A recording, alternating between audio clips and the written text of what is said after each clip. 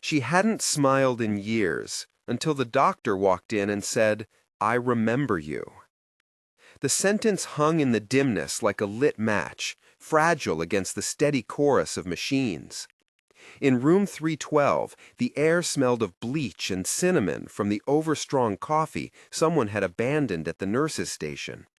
Olivia Nyen lay on her back beneath a sheet that had not been drawn straight for months. Her dark hair fanned the pillow like a winter river. Photographs, friends, conferences, an award from a foundation were taped to the cabinet beside her bed, the edges yellowed by months of fluorescent light. None of them had captured the present: smooth eyelids, the faint furrow between her brows, lips that had forgotten laughter. For 6 months, she'd been a body in a business suit folded inside a hospital gown. An accident, a complication, a cascade of decisions made by strangers had pushed her into a place where time was measured in IV drips and shifts. The company she had built with a series of cold, brilliant moves continued to make money. Data pulsed through servers. The world adjusted to her absence. Her younger brother, Daniel, had been everywhere at once: on the phone, at the corporate podium, in the boxes of her life that were waiting on lawyers. In the rooms where decisions were made on charts and coffee, people used the word manage. Aiden Lee knew the word manage. He'd been taught to manage vitals, manage pain, manage risk. He had learned it at a hospital where the phrase "do no harm" sometimes sat like an accusation rather than a creed. He was 30 and still had the naive certainty of someone who believed small acts could be decisive. He wore his compassion like a stubborn bandage, sometimes useful, sometimes awkward. And he had a record of hands-on care that made the floor managers uneasy and the patients grateful.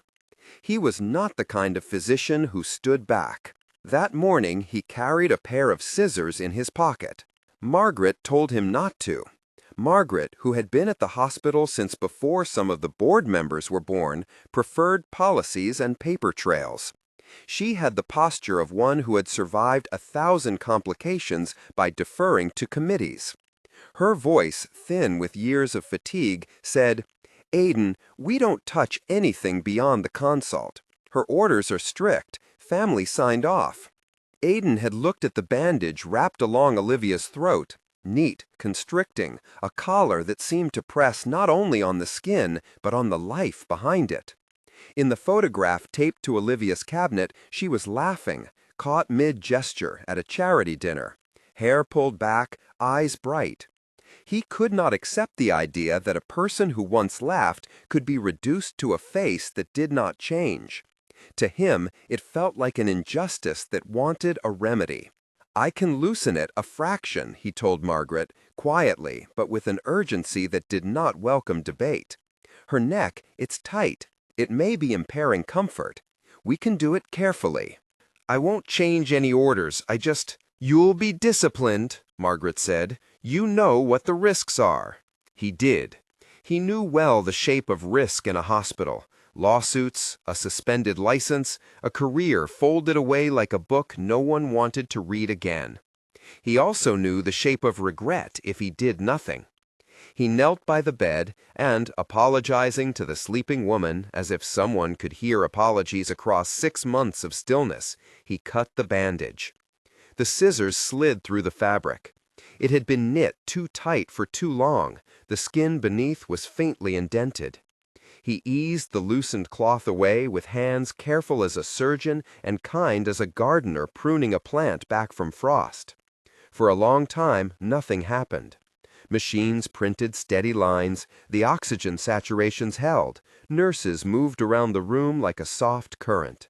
Then the monitor piped, one single sharp call, like a bird startled. Olivia's chest, which had been a regular tide under the sheet, gave a halting, unfamiliar flush. Aiden felt something like electricity pull through him. He ran a finger to the corner of her eyelid, as any clinician might to check reactivity, and saw a movement so small it could have been dismissed for a heartbeat. A single, slow blink. "Margaret," he said, trying to keep his voice even. "Did you see?" Her face was unreadable, but there was a flicker of reluctant hope in the corner of her eye. "We monitor. Keep your hands clean, Dr. Z. Note it in the chart." It was exactly the kind of response that tested him. In another room, they would applaud meticulous caution. In Olivia's room, in front of that photograph taped to the cabinet of a woman who had once smiled too easily at strangers, caution felt like surrender. By the time the shift changed, people had started to linger. Nurses exchanged glances, and somewhere down the corridor, a patient whispered that the heiress had finally opened an eye. The rumor was easier to believe because it felt wanted. If the bandage had been the small, decisive act that first jolted a line on a monitor, the discovery Aiden made later that day gave the jolt a direction. He went looking not for drama, but for an answer. A routine question, why had a certain sedation level been continued past the usual window, led him to the drawer marked MISC, where, tucked behind a packet of saline, he found a small vial with no label, no handwriting, nothing but a faint residue of what doctors politely call foreign. It had been placed among the sterile supplies like an offering left by a cautious thief. He did what young men do when they have something forbidden and feel the weight of consequence pressing at their shoulders. He showed it to Jake. Jake was the lab technician everyone trusted for small favors. He had been a friend since Aiden had first bumbled his way through blood draws and bombastic residence. Jake's grin got softer when the subject was serious, and his bench smelled of ethanol and late nights. Jake took the vial with gloved hands and squinted at it as if he could read the story in the glass. "This isn't ours," Jake said. "No label, no lot number. Whoever brought it in tried hard to make it invisible." "Can you test it?" Aiden asked. Jake hesitated. He could have said no. The test would be unofficial, a breach of protocol, a call that would put his job in orbit. He ran his fingers along the lip of the vial, then said, "I'll run a screen, off the record. You need to understand something. A screen will tell us general categories, not specifics.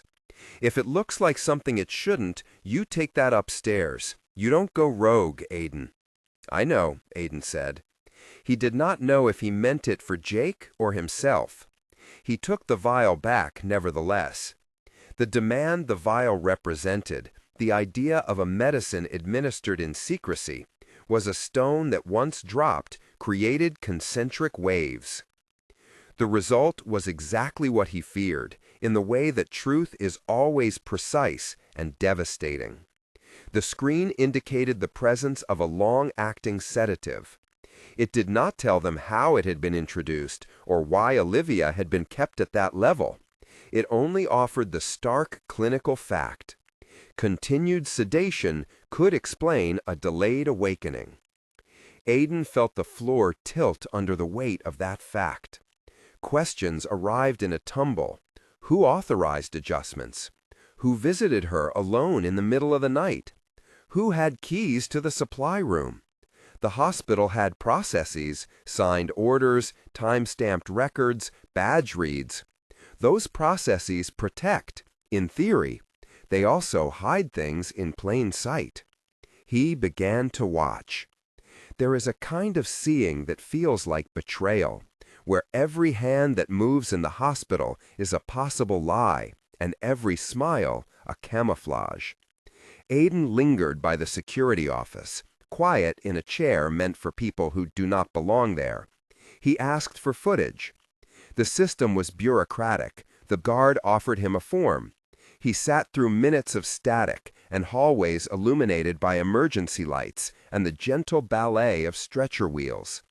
On the third loop, he froze a frame, a grainy image of a man with an expensive coat and a watch handling a small white object before slipping it into his pocket. The man's badge read NY Enterprises or something close enough that his face blurred into a name that mattered. The timestamp was late, after visiting hours.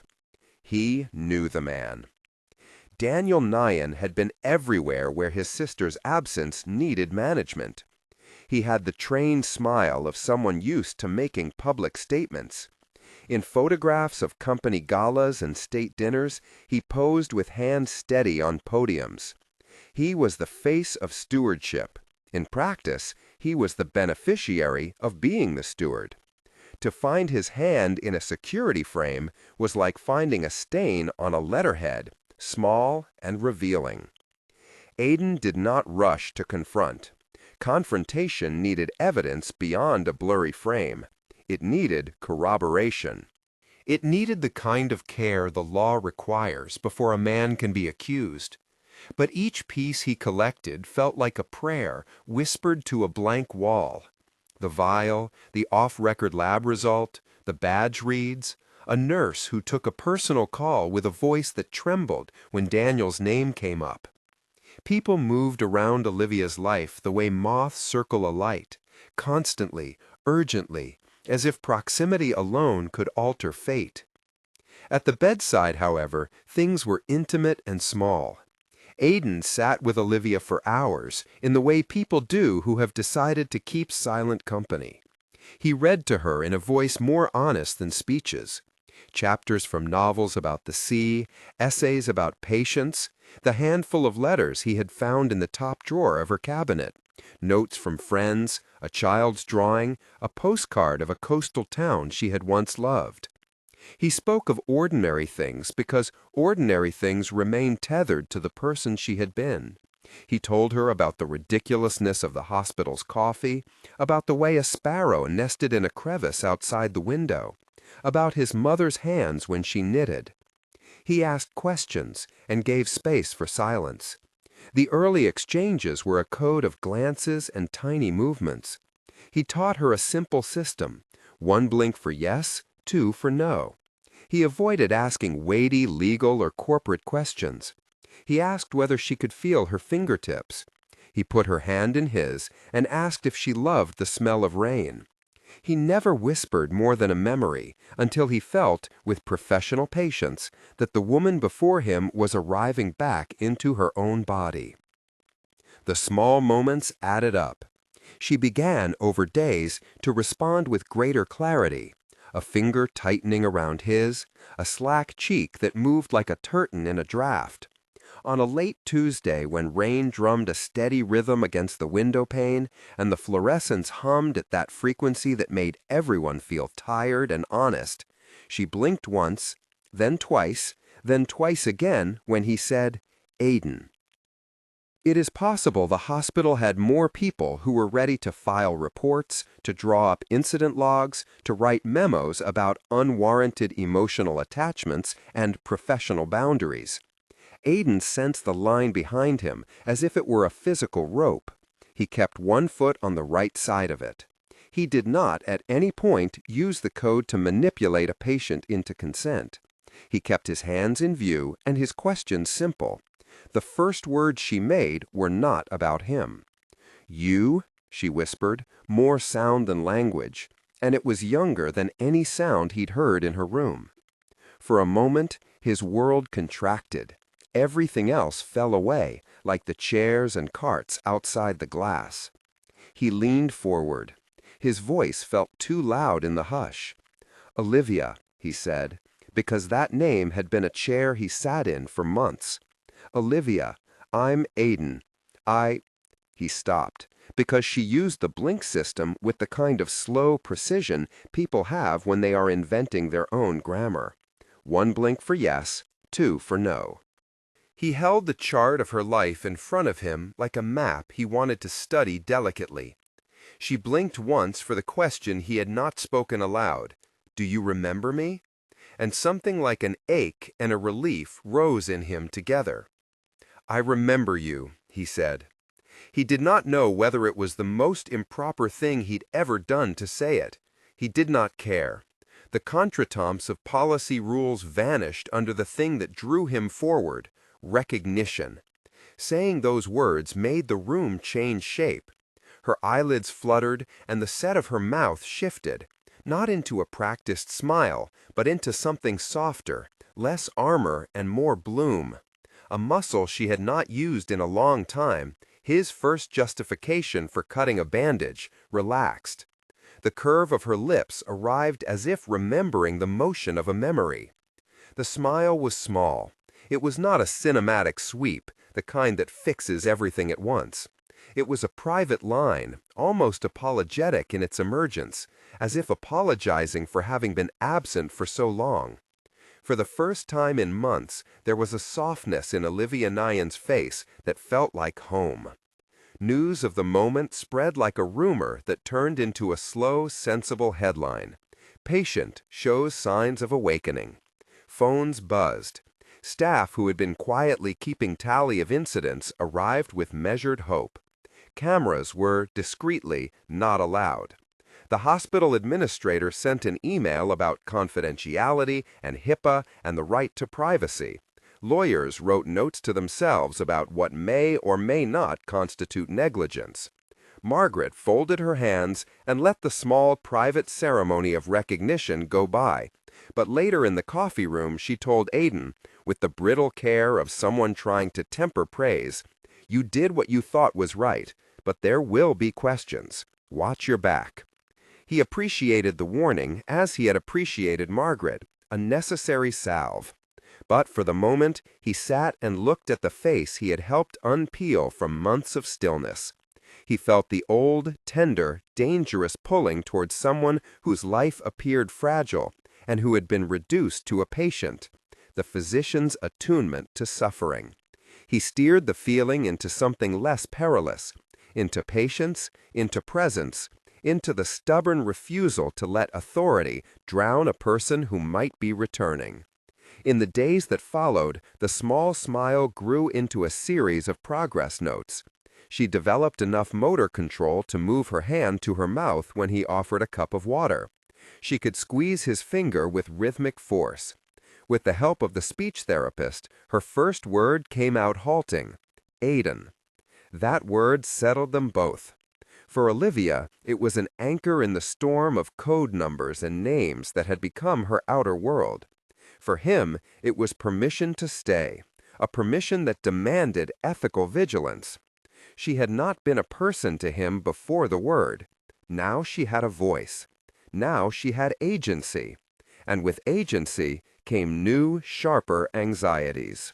Aidan still suspected that the extended sedation had not been purely medical. He had photographs, grainy video frames, a lab screen, a vial, and he had the small, likely testimony of a bedside nurse who had accepted cash for discretion once in a late-night hallway. Jenny had been careful not to say Daniel's name aloud when she came to Aidan in a parking lot to talk.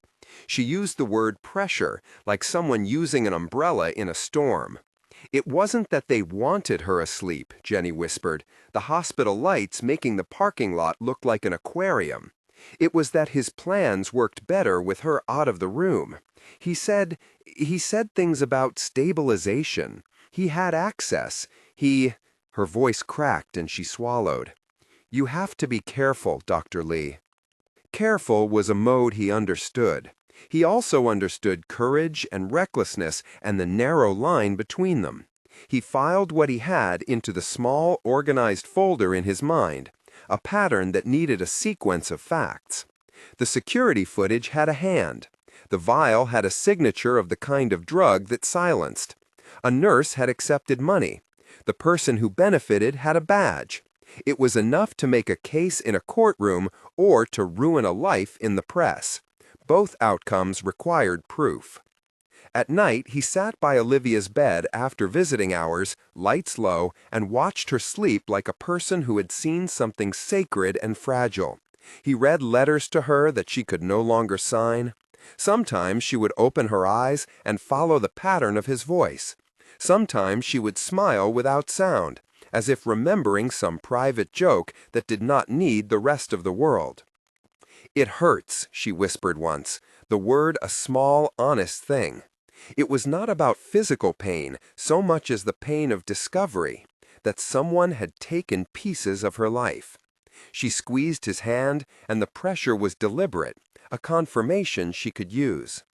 "Who did this?" she asked, finally lucid enough to ask not only for comfort but for information. The question arrived with gravity. He told her what he knew, carefully.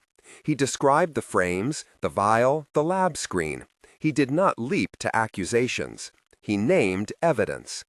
Olivia listened. There was fury in her that did not surprise him.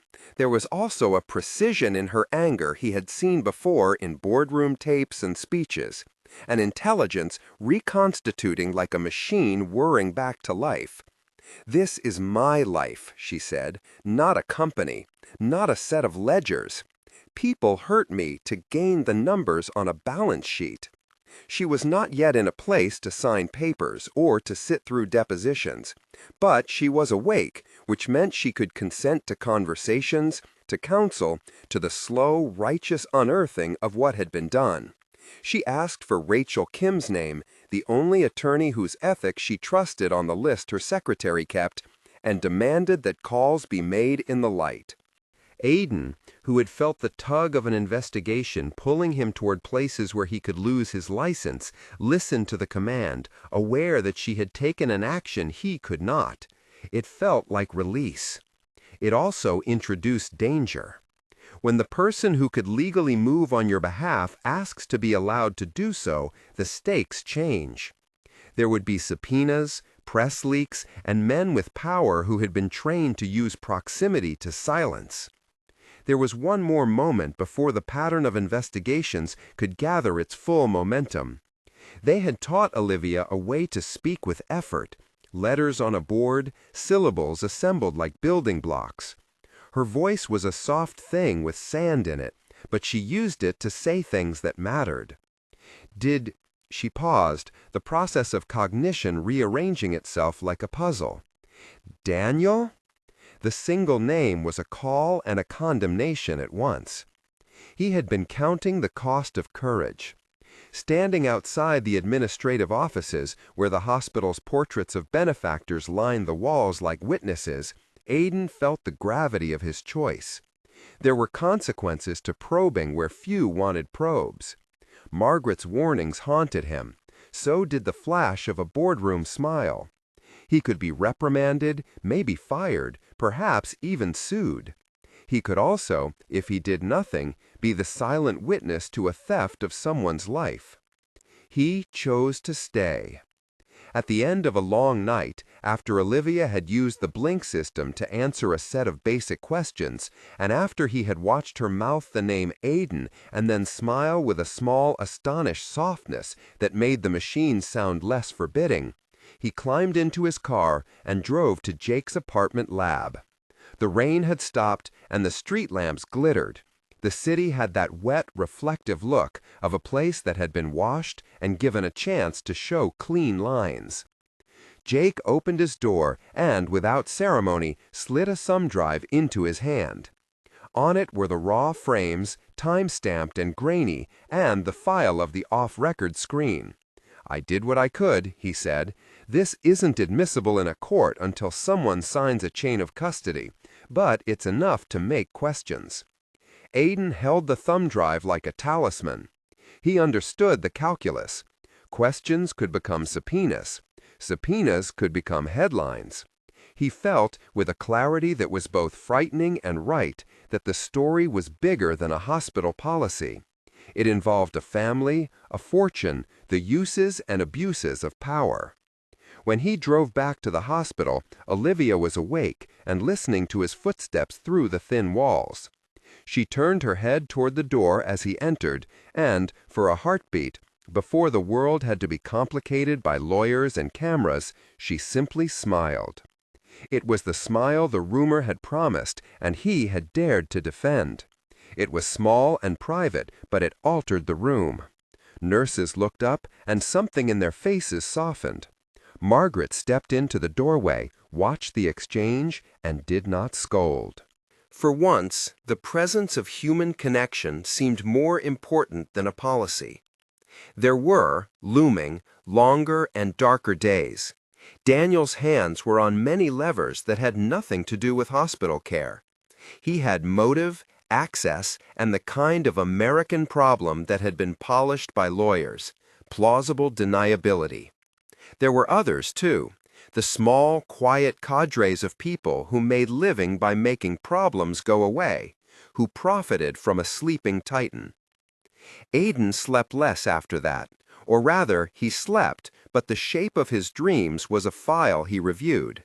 He would wake in the middle of the night, and the first image in his head would be the small, unexpected smile on Olivia's face. He would remember cutting the bandage and the single spike on the monitor, and the way Jake had held his breath when he read the screen. He understood, in the marrow of his decisions, that there would be costs. He also understood this: other people had been waiting for someone to remember. He had said those words in a hospital room partly because he needed them as much as she did. "I remember you," he had said, in all sincerity, and in that confession he had made himself accountable. The next morning, the hospital hummed with the kind of quiet that comes just before announcements. Margaret moved with a brisker gait through the corridors. The security office had a different set of guards. A small packet arrived on Aidan's desk, an anonymous tip that said, without naming names, that not all things needing protection wear white coats. The hospital's PR office issued a statement about patient privacy. Daniel's phone called the hospital 10 times and no one picked up. But inside room 312, you could sense the reclamation of a life. Olivia worked with a therapist to string syllables into everyday sentences. She insisted, with a focus that made her staff admire her in raw human ways, on being briefed about all decisions pertaining to her accounts. She wanted to know what had been moved or sold and why. She wanted to go to the places her company had acquired and see the faces of the people who worked there. Aidan watched her reclaim pieces of a world that had been obscured by a coma like dust covering a mirror. He kept his hands in plain sight and his promises small. When she grew frustrated at her limitations, and she would, often, he was there to hold a board while she labored to spell out a name. When she laughed, it was tentative at first, like a person testing a bridge. When a smile came, he felt that the world had not been lost. He also felt the thinning margin of his safety. There were conversations in hospital corridors that identified him as the doctor who made the patient wake. There were whispers of impropriety and files that would make a good defense attorney salivate. The hospital's liability team was silent in public, but had a private hum that sounded like late espresso and careful memoranda. He understood that stirring the sediment at the bottom of a system was messy. He also understood that leaving it untouched might be worse. On an evening when the city had folded its light into an early dusk, he sat across from Olivia and watched the way she read from a legal brief Rachel Kim had sent. Her hair was unbound, and the light from the bedside lamp threw a halo that should have been enough for any small, honest rejoicing. She looked at him and, without dramatic flourish, asked, "Are you afraid?" He considered the question. He had been afraid before, in emergency rooms, in the moments when a patient's pulse dropped and the world simplified into immediate tasks. This fear was different. It had shadows other than clinical ones. "Sometimes," he said, "but I'm more afraid of walking away." She nodded, as if inventorying not only what had been done to her, but who had stayed. "Then don't," she said, and the permission she gave him in 3 words felt weighty and consequential. It was not a promise. It was a directive. It was a recognition that she was someone who could choose, and she chose him to stay, at least for the immediate season where the world required tenderness and witnesses. Late that week, after a round of tests and a visit from a pair of corporate lawyers who smelled faintly of new cologne and older patients, Aidan sat alone in the staff break room with the thumb drive on the table between his hands like an accusation and a map. He had the footage he needed to ask serious questions. He had the lab screen that proved something chemical had been present. He had a nurse's voice saying that money had changed hands. He also had the knowledge that whatever he did next would not be cost-free. Margaret had spoken in a way that acknowledged reality. If you go public without chain of custody, it becomes hearsay. If you go after a man with more legal credit than the hospital, he'll make your life difficult. He thought of the smile on Olivia's face and felt something settle. Some risks could not be measured only by legal consequence. Some required moral reckoning. A week later, when he played the footage again in the privacy of his car with Jake's help, he froze the frame. The hand that had placed something in a pocket belonged to a familiar shape of a man with a certain profile and a watch that glinted like a promise of resources. He ran the image across his memory until the retinal imprint felt like a brand. In the small glow of his dashboard, the moment took a new dimension. The object in the man's hand was small and white, and likely to be the vial he had found. He slid his phone across the dash and sent the image, with no words, to Rachel Kim. There was a pause in the world that felt like a held breath. The next steps were being planned by people who lived by precedent and persuasion. Rachel's reply came like a taut line thrown across a river. We need custody. We need a chain. We need witnesses. We need Olivia to sign. Olivia signed. She read the documents Rachel laid before her with a focus that was electrical. When she affixed her signature, it felt less like the end of a battle and more like the beginning. The smile that had been coaxed out of her in a hospital bed had transformed, in a very short time, into a blade of resolve that cut through the fog of inertia. Aiden watched her, and his own feelings rearranged. There was admiration for the woman who reclaimed her life with such clarity. There was also the gravitating, complicated pull of attachment. He restrained the pull because the rules, both legal and moral, demanded patience. He understood that intimacy without agency is a violation. He had been careful not to exploit the power imbalance while she had been vulnerable. Now that balance was shifting, and any movement forward would require consent, clarity, and boundaries. Outside, the world tightened. Daniel's lawyers requested records. Reporters, sensing a story of money and mystery, began to circle.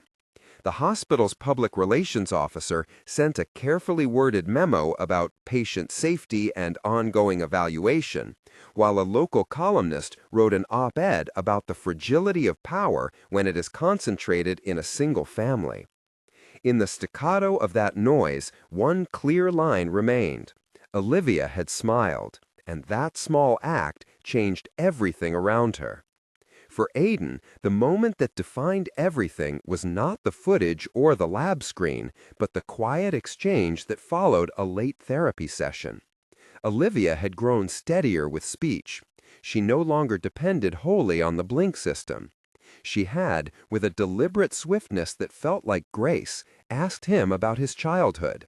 When he told her about his mother and a kitchen that smelled of cinnamon rolls and the way his father hummed while fixing chairs, she listened with the focus of someone learning a language anew.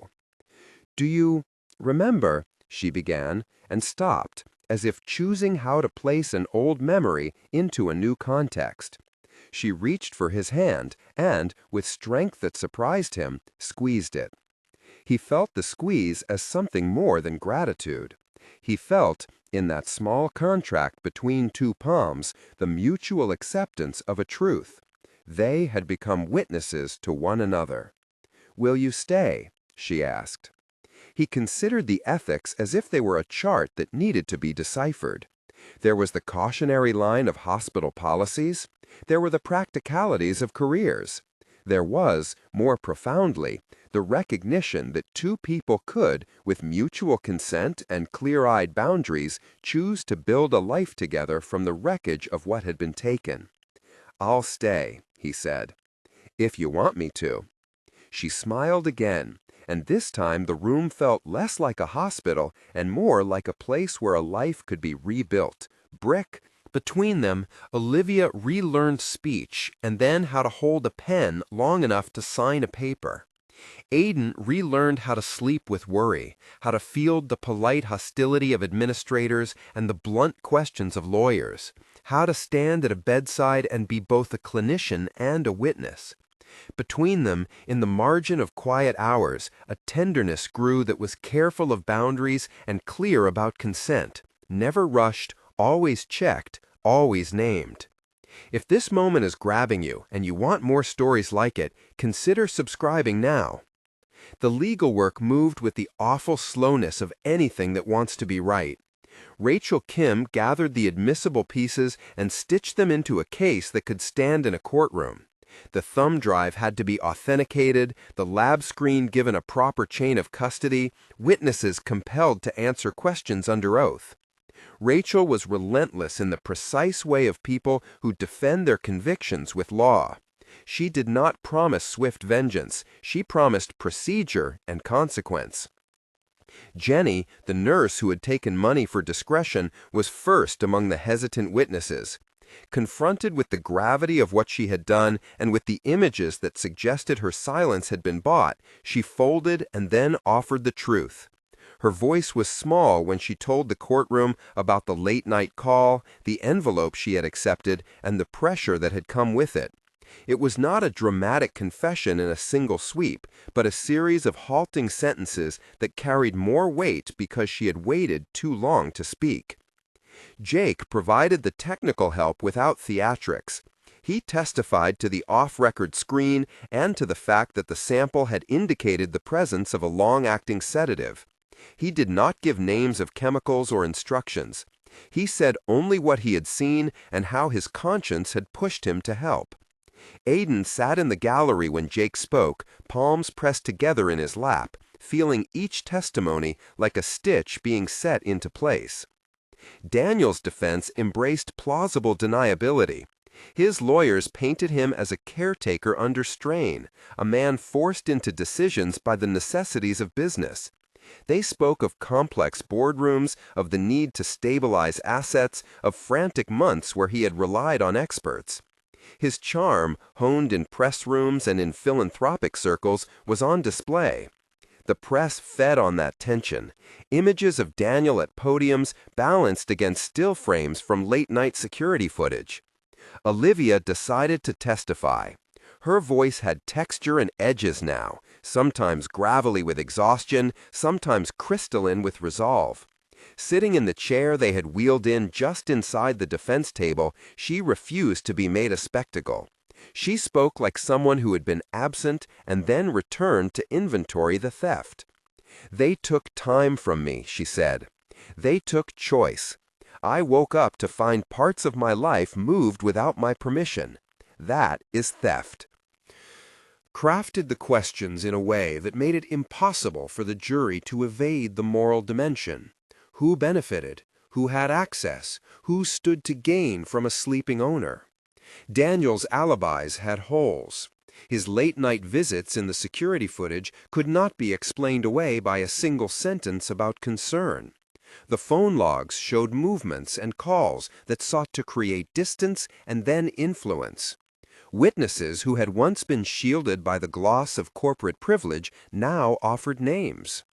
The board at Olivia's company held emergency meetings that leaked like a sieve. Investors demanded answers. Columnists wrote with moral fervor on op-eds and in talk show segments. The hospital, meanwhile, kept a cautious stance.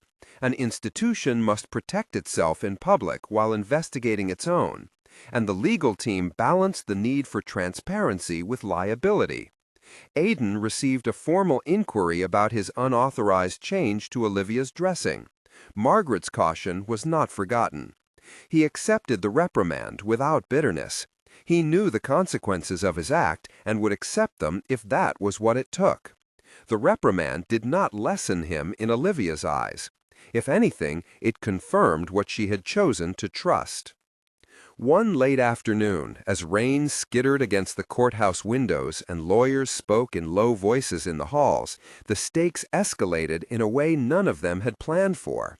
Olivia, who had been stepping out for short walks from the hospital, small coroners, small freedoms, began to receive anonymous notes. At first, they were threats thinly veiled behind accusations. Then someone tried to damage a car assigned to her security detail. Rachel brought in additional precautions. The atmosphere around every courthouse appearance and public visit thickened. On a bright, brittle morning when Olivia was to meet with shareholders and reporters gathered at a respectful distance, someone crossed the line.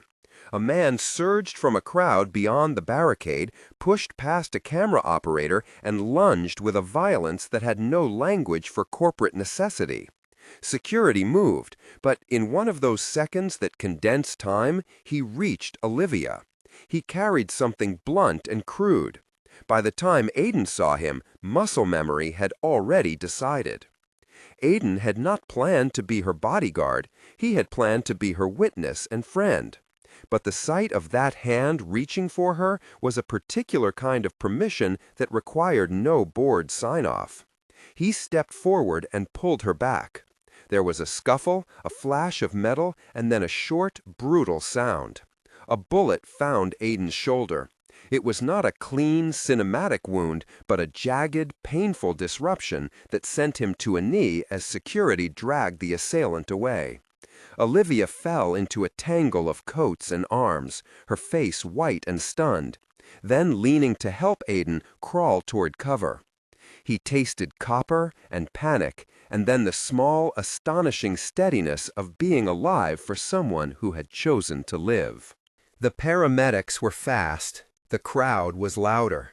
Aiden's shoulder throbbed, but he insisted on sitting up so Olivia could see him. She touched his hair with the reverence of someone who had been given back a protector. "You idiot," she whispered when the ambulances faded into the distance and a blanket had been placed over his legs. "You should have let them call security."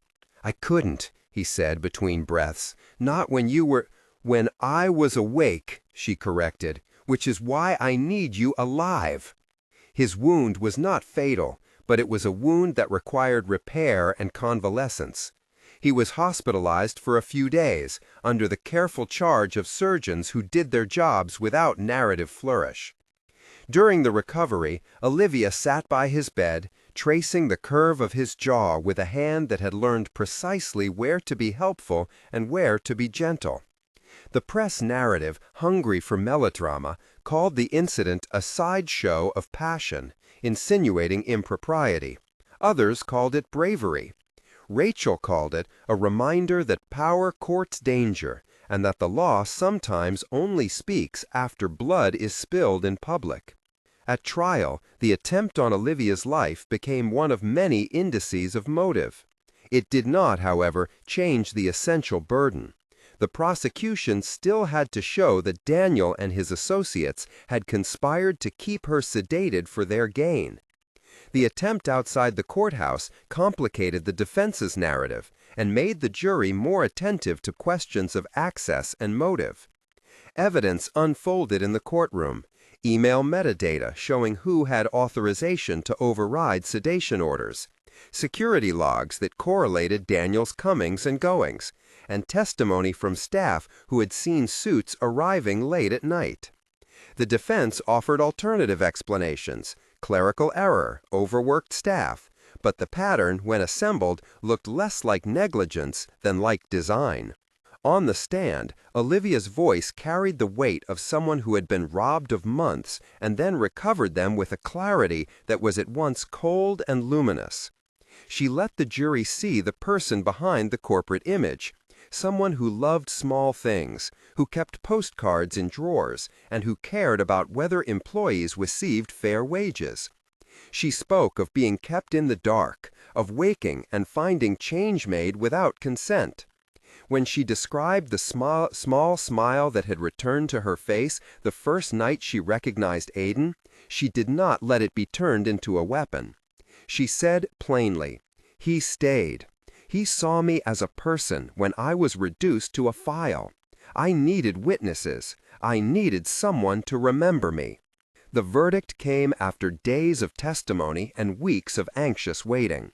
When the foreman read the guilty verdicts, conspiracy to commit abuse of a vulnerable adult, tampering with medical administration, and financial misfeasance, the sound was a kind of release. Daniel sagged into his chair, the smooth veneer of power splintering. There were tears in the gallery. There were quiet nods among jurors who had watched a life be reclaimed in public. Justice does not always look clean, but on that day it looked like consequence. Daniel was sentenced not to melodrama, but to the kind of restraint that law can provide: years of probation, fines, and restrictions on his involvement in the company pending oversight, outcomes that altered the trajectory of his influence. His public apology had the staged quality of something meant to settle markets. Those who had been harmed by his decisions demanded restitution, and under Olivia's direction, that restitution began to take shape.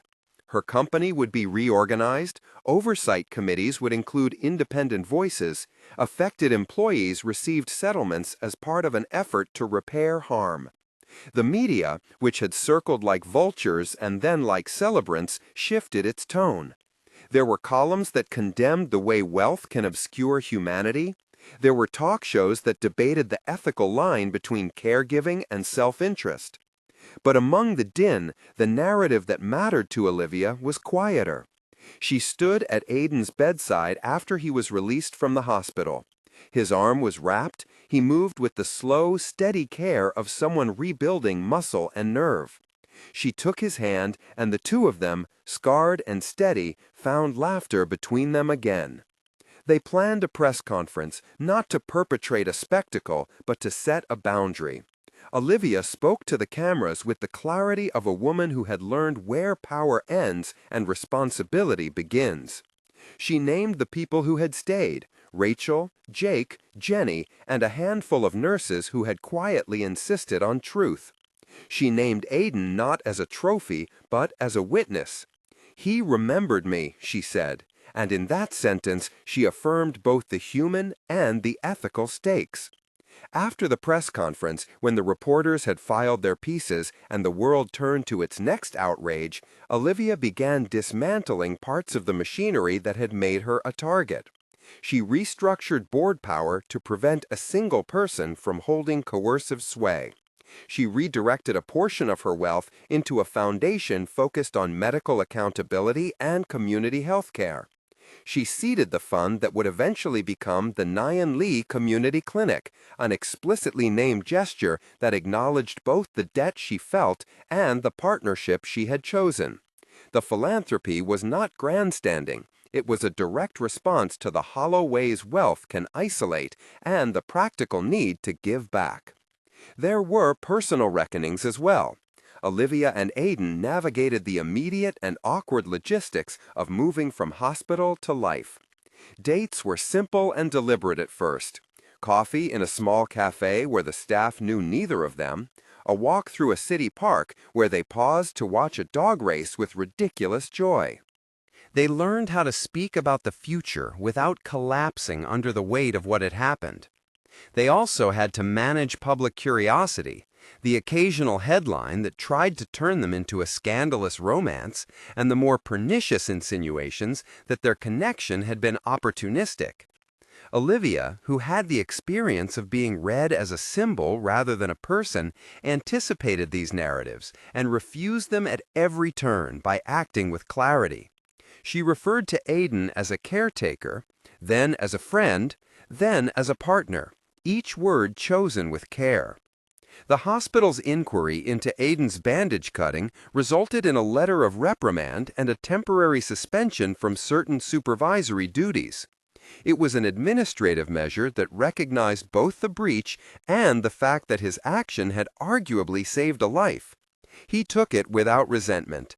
The cost had been measured, and the cost paid. He had kept his license. He had, most importantly, preserved his conscience. Months later, with legal matters settling and with the company under new oversight, Olivia announced a modest ceremony. They did not call it a wedding in a way that would attract the wrong kind of spectacle. It was a commitment. Private friends and family, a few close nurses, Rachel, Jake, Margaret, held in a small garden behind the clinic they were about to open. The clinic sign, painted by a community artist, read Nyen Lee Community Clinic and had in its logo 2 interlocking hands, not as a brand but as a promise. The ceremony itself was unadorned. Olivia wore a simple dress, not the armor of corporate headshots, but something that allowed her to move easily and to smile without thinking about how she looked. Aiden wore the quiet confidence of a man who had learned what he owed to others and to himself. They read vows that were honest.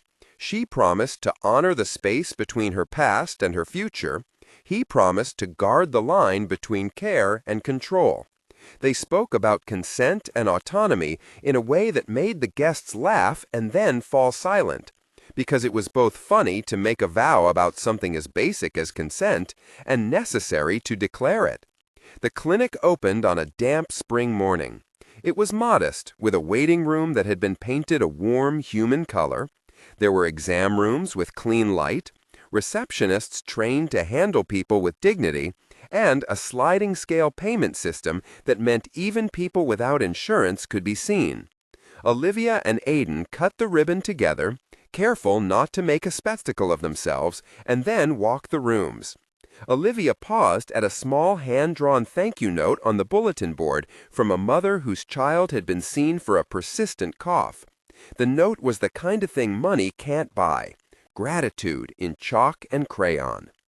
In the months that followed, the clinic became an axis of ordinary miracles. Not miracles in the sense of fantastic cures, but in the everyday reclaiming of dignity.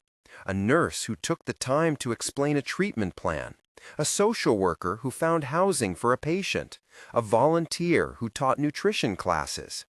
Olivia used her foundation not to command, but to empower. She set up a legal fund for patients who believed they had been mistreated, and she worked with hospital administrators statewide to implement better transparency protocols. Their romance, when it deepened, did so with the same conscientious grace that had governed everything since Olivia opened her eyes. They moved in together months after the trial concluded. It was not a sudden cohabitation of passion, but a careful blending of schedules, of utensils, of small rituals. They learned each other's rhythms, how Olivia liked to drink her tea in the morning before answering emails, how Aiden kept a stack of medical journals beside his armchair and often fell asleep reading them. Their tenderness was a quiet pact of respect, made explicit and renewed every day. Aiden's career did not end in the void everyone had feared. He took on a role at the clinic and later became involved in teaching medical ethics at the hospital's residency program. He spoke honestly to young doctors about the thin line between intervention and boundary crossing, using his own case as a teaching tool, not to justify the breach, but to show the cost of moral courage. Margaret, who had been wary of his impulsive compassion, came to see that rules and humanity had to be held together. She offered him a grudging, warm acceptance that he carried like a medal. Daniel's fall from grace did not erase the harm he had set in motion, but it created an opening for restitution. He retreated from public life and, under court order, was kept away from managerial decisions. The company, under an emergency board and with Olivia's stewardship, began implementing measures that redistributed authority and included worker representation. The change was imperfect and contentious, but it was a start. On a quiet evening a year after the clinic opened, Aiden and Olivia sat on a bench outside, watching the sun drop behind low city buildings. The clinic's lights glowed behind them, and a few patients lingered in the courtyard with cups of coffee and conversation. A young nurse walked by, her arms full of binders, and the bench smelled faintly of lemon-scented cleaner and the earth warmed by day's end. Olivia leaned her head on Aiden's shoulder and let the world be ordinary for a long, delicious minute. Her hand found his, and they held it without the urgency of the early days. "You remember when you first walked in?" she asked, a smile reappearing like a sunburst. He laughed softly. "You didn't smile for months." She turned to him, and in her face there was a softness that had not been present before. A whole person who had been to the edge of being defined by other people's decisions and had come back with a new vocabulary for who she would be. "I remember you," she said this time. The phrase returned to him like a mirror. It was a line that had started everything, and that now, in the evening light, they could both say and mean as equals. She mouthed the words with the same care he'd shown her when the bandage came off, and the same authority she wielded now as a woman who had reclaimed her life. They walked home through streets rinsed by evening showers, side by side, hands intertwined. The future no longer felt like a hazard to be navigated alone. It felt like a garden they would tend, sometimes pruning, sometimes planting, always watching for signs of new growth. In the months that followed, the clinic's waiting room filled with faces that told ordinary stories of resilience. There were people who came for vaccinations, for stitches, for the kind of care that keeps a life from unraveling. Olivia and Aiden built programs that matched need with dignity. Free screenings, mental health counseling, small business grants for neighborhood entrepreneurs. They used the wealth she had reallocated to create systems that made power transparent and accountable instead of opaque and coercive. They married in a way that followed their own rules. No press release, no staged portraits, just a small garden gathering with people who had been with them through the long haul. Rachel officiated.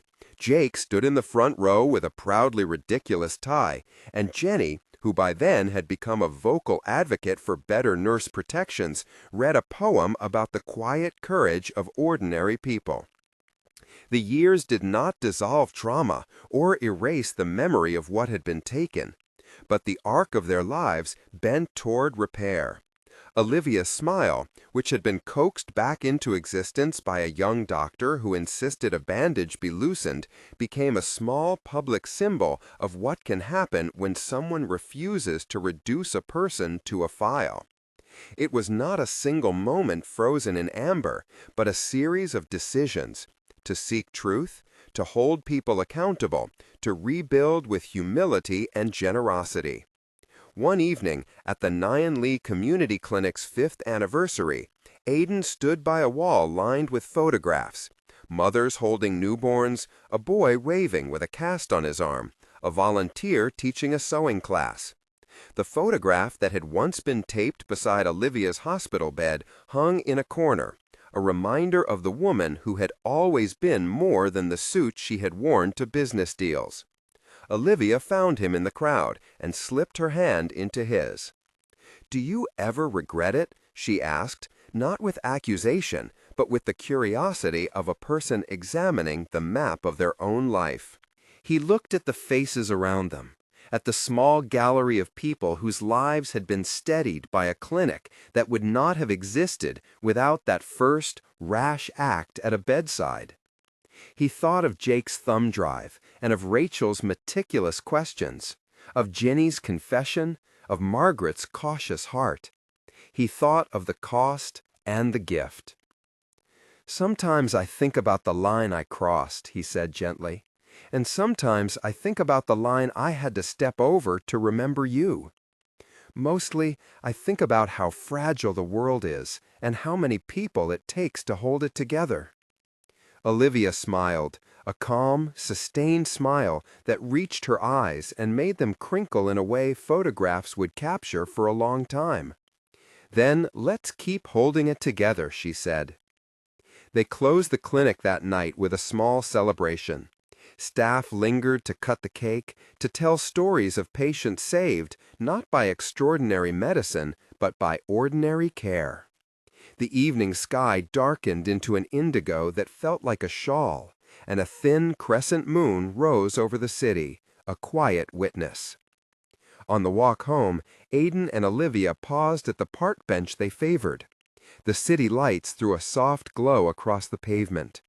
They sat and watched a transit train move in the distance, windows like beads of light sliding past a horizon. "You know," Olivia said, turning to him, "for a long time I thought the world had been designed to remove people like us from the map. But now," she tapped his wrist where a faint scar still ran from the shoulder wound, "now I feel like we've redrawn it." He smiled. "I remember you," he said again, the words now mutual and unburdened, and she leaned her forehead to his. Her smile lasted, honest and private, and in it there was gratitude and the knowledge that to be seen and remembered is to be given back a life.